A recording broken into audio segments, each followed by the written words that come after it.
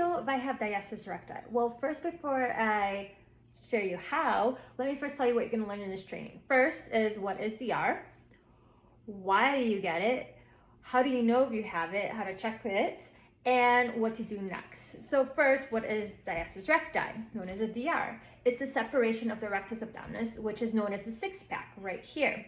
Down the middle is separated, called the linea alba, which is a very thin line. But when you get pregnant, it gets thick because the rectus abdominis stretches out the elasticity of the tissue of the linea alba. And the cool thing is, after birth, it bounces back like a rubber band. But some people have it overstretched. It loses the elasticity, which causes the gap.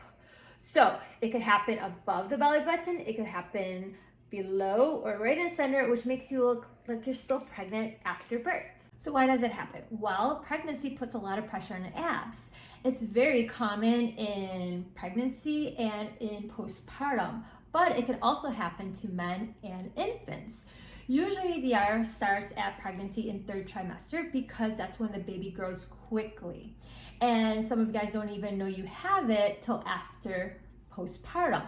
Now, how common is it? Well, 60% of the women get it, well, people, and it's usually resolved within 8 weeks of delivery, and 40% still have it after 6 months of postpartum, and some are not even aware that they have it after months and years down the road. Some signs that you may have it. Well, first, it's not painful at all, but you may notice a bulge or a mom pooch that protrudes out above or below the belly button. You may notice a soft-like, jelly-like around the belly button. Doming or combing when you're contracting with the abs.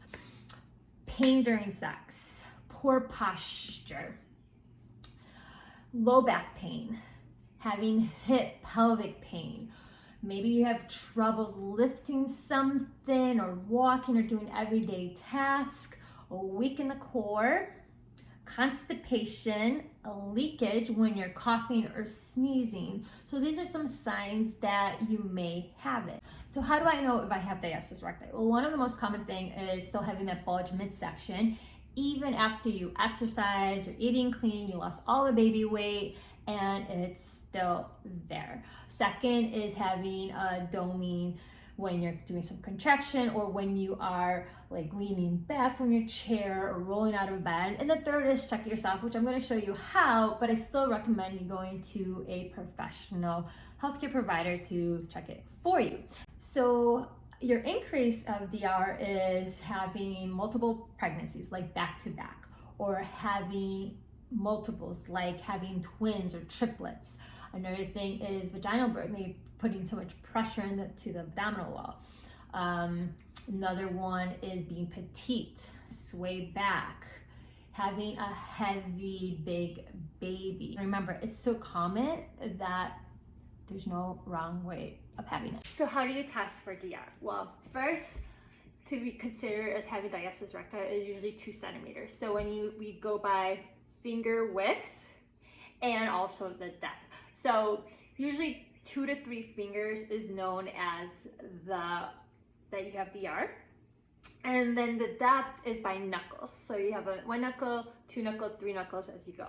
So the first thing you will do is you're gonna lie on your back, have your knees bent, feet flat on the ground. You're gonna put your one hand behind your head, and you're gonna place your other hand right above the belly button. So we're gonna first do the width, and you're going to lift your head, but don't lift your shoulders. And then you're going to feel, if you feel any squishiness, that is of the area of the fingers, that's what you do. So right now, I'm feeling it, and I got 1 finger. So 1 finger width is here. So you're measuring by the width, okay?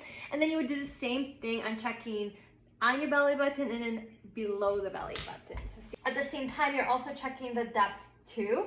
So each one that I was doing, like I would have just a fingertip tip here. So technically it would not be considered as a DR anymore, because it won't be completely flat, but you'll have a gap. So at least under 2 centimeters, 1 centimeter is considered as normal at this point. Now, if you are overweight and you do this and you cannot feel it, then the next thing you would do is actually go to a doctor, and you would have a sonogram or a CT scan to check it for you. Now, if you want to check this out when you're during pregnancy, you could do the same thing, but you would be actually standing up against the wall and put your back against the wall, and then you do the same thing as how I showed you, and you just tilt your head, and if you feel it above the belly button, below the belly button, and the center. Now, if you did notice that you have 2 finger depths at least or more, I would still highly recommend checking with a professional for a second opinion. Now, what can you do to help heal it or avoid it after pregnancy is, one is avoid lifting anything heavy. Stop being that super mom, be like, I still got this, I'm not weak. Don't do it. Even when you're cleared by the doctors and you used to lift heavy before, start light, don't lift heavy. Second is when you get out of bed or anything like that, avoid doing like this. Try to roll over to the side when you get out of bed or anything like that. And the third is skip out any like high intense activities or anything that's gonna put the pressure on the abdominal wall. So avoid the sit-ups, the crunches, and things like that. Start practicing on pelvic floor diaphragmatic breathing. If this is something that you're very unfamiliar with, I do have a free postpartum guide. Just DM me and let me know, and I'll send you the guide. If you found this very helpful and you know a friend or a mom that needs to hear this, share this with them, save it, tag them, whatever. And just let's spread the awareness so that we don't wait till 12 years from now and be like, oh my gosh, the whole time I had a DR and I didn't know about. All right, guys, you guys have a great day.